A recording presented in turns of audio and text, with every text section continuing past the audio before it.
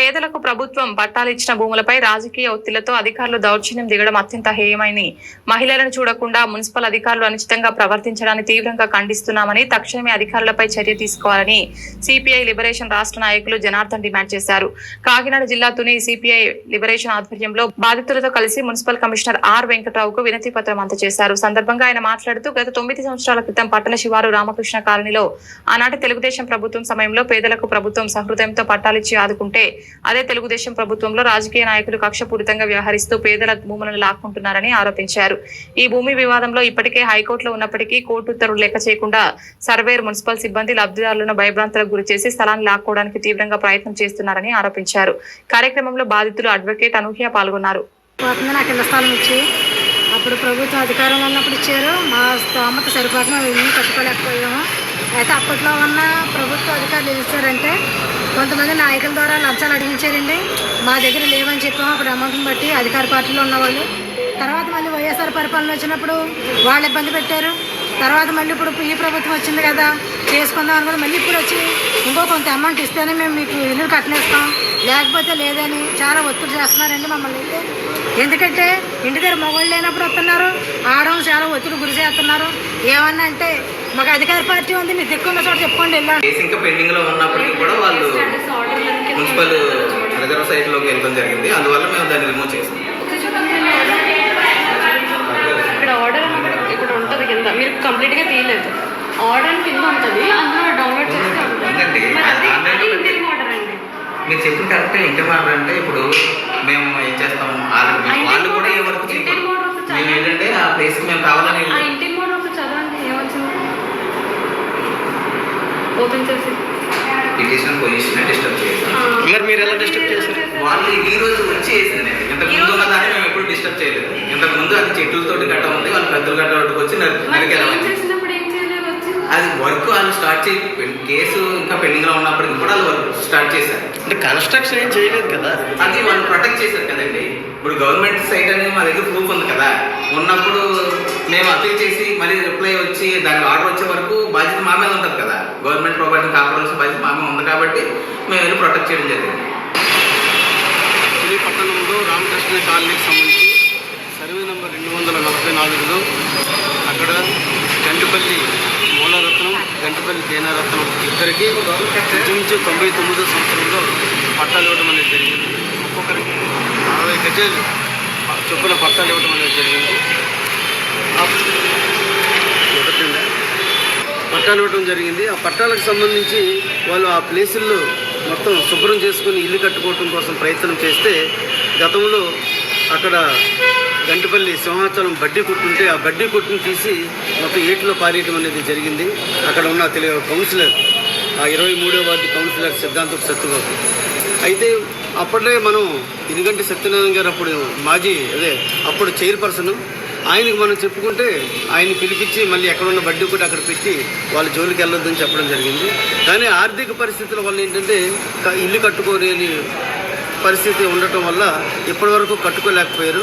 కానీ ఇటీవల కాలంలో ఇంచుమించు వైసీపీ అధికారంలో ఉన్నప్పుడు దాన్ని శుభ్రం చేసుకొని కట్టుకుందాం అనుకుంటే అక్కడ కౌన్సిలర్లు, రాజకీయ నాయకులు మొత్తం కలిపి మళ్ళీ ఇబ్బందులు పెట్టడం ప్రారంభించారు.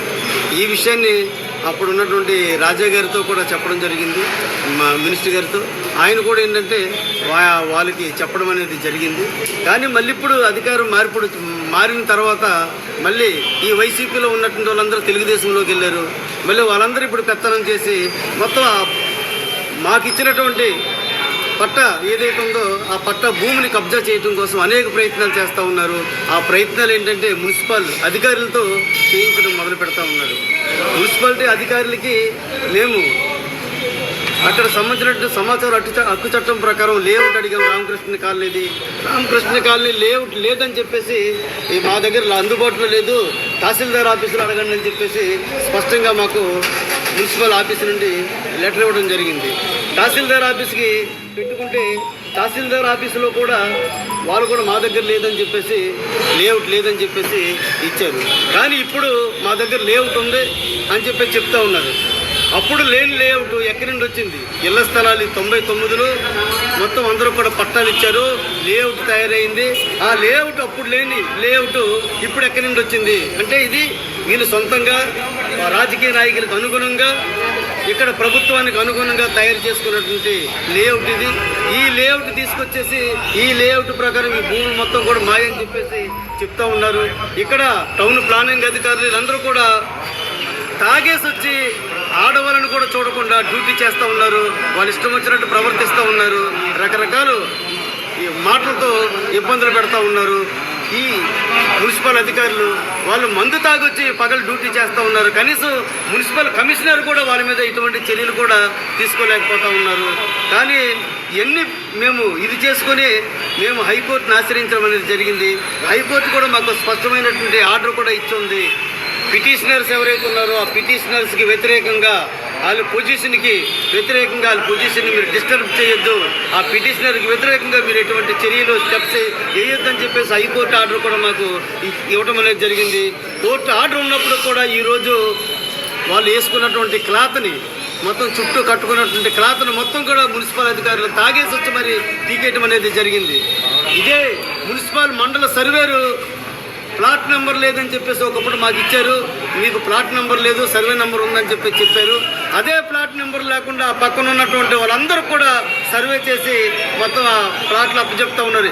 ఎంతెంత డబ్బులు తీసుకొని వాళ్ళకి ప్లాట్ నెంబర్ లేకుండా, లేఅవుట్లో ప్లాట్ నెంబర్ లేకుండా, పట్టాలో ప్లాట్ నెంబర్ లేకుండా ఈ తుని మున్సిపల్ సర్వేర్ ఏ విధంగా వాళ్ళకి అప్పచెప్తా ఉన్నాడు, ఎంతెంత డబ్బులు తీసుకొని అప్పచెప్తా ఉన్నాడు అనేది మొత్తం కూడా బయటికి రావాల్సినటువంటి అవసరం ఉంది. దీని మీద ఇంతటితో ఆగం. దీని మీద ఉద్యమం మరింత ఉధృతం చేస్తాం. తుని రామకృష్ణ కాలనీలో మున్సిపల్ పార్కులో గుళ్ళు కట్టుకుంటూ ఉన్నారు, పెద్ద పెద్ద బిల్డింగ్లు కట్టుకుంటూ ఉన్నారు. వాళ్ళ జోలికి మాత్రం వెళ్ళట్లేదు. వాళ్ళ దగ్గర డబ్బులు తీసుకుంటూ ఉన్నారు, ఆ గుళ్ళు కట్టించేస్తున్నారు. పెద్ద పెద్ద బిల్డింగ్లు కట్టారు, వాళ్ళ జోలికి వెళ్ళట్లేదు. పట్టాలు ఉన్నటువంటి వాళ్ళ జోలికి మాత్రం వచ్చి వాళ్ళని ఆపేసి ఇది మున్సిపల్ స్థలం అని చెప్పేసి చెప్తా ఉన్నారు. ఈ కమిషనర్ దొంగ లేఅవుట్లు తీసుకొస్తున్నారు. దొంగ లేఅవుట్లు తీసుకొచ్చి ఈరోజు మొత్తం అక్కడ కొలిసి మొత్తం ఇది మాది అని చెప్పేసి చెప్తా ఉన్నారు. ఎవరైతే కూటమి అధికార ప్రభుత్వం ఉందో నాయకులు ఉన్నారో వాళ్ళు చెప్పినట్టు ఇక్కడ మున్సిపల్ అధికారులు ఆటలాడుతూ ఉన్నారు. దాని ప్రకారం అక్కడ చేస్తూ ఉన్నారు. ఇది ఇంతటితో కాదు, రామకృష్ణ కాలనీ మొత్తం పూర్తిగా సర్వే జరగాలి. ప్రతి ఒక్కరు పట్టా వెరిఫై చేయాలి. ప్రతి ఒక్కరు పట్టా వెరిఫై చేసి ఎవరు పట్టా ఏంటనేది తేల్చాల్సినటువంటి అవసరం ఉంది. ఆ రకంగా కానీ మున్సిపల్ అధికారులు చర్యలు తీసుకోకపోతే ఇక్కడే అవసరమైతే భారీ ఎత్తున ఉద్యమం చేసి ధర్నా చేసి పై అధికారుల వరకు కూడా మున్సిపల్ కమిషనర్ మీద మేము కంప్లైంట్ ఇస్తాము, కలెక్టర్ గారికి కూడా కంప్లైంట్ ఇస్తాము. కంప్లైంట్ ఇచ్చి మున్సిపల్ కమిషనర్ చేస్తున్నటువంటి ఈ లంచగొండి విధానాలకు వ్యతిరేకంగా పోరాటం అనేది మేము చేస్తాము. ఇక్కడ మున్సిపల్ సర్వేర్ ఎవరైతే ఉన్నారో ఈ సర్వేర్ చేస్తున్నటువంటి అక్రమాలు, ఆగడాలు, అవినీతికి వ్యతిరేకంగా కూడా మేము పోరాటం చేస్తాము. ఆడవాళ్ళ మీద అనేక రకాలుగా వాళ్ళు చేస్తున్నటువంటి చర్యలు అవుతున్నాయో ఆ చర్యలకు వ్యతిరేకంగా వాళ్ళ మీద కంప్లైంట్ ఇస్తాము. కలెక్టర్ గారికే కంప్లైంట్ ఇస్తాము. కలెక్టర్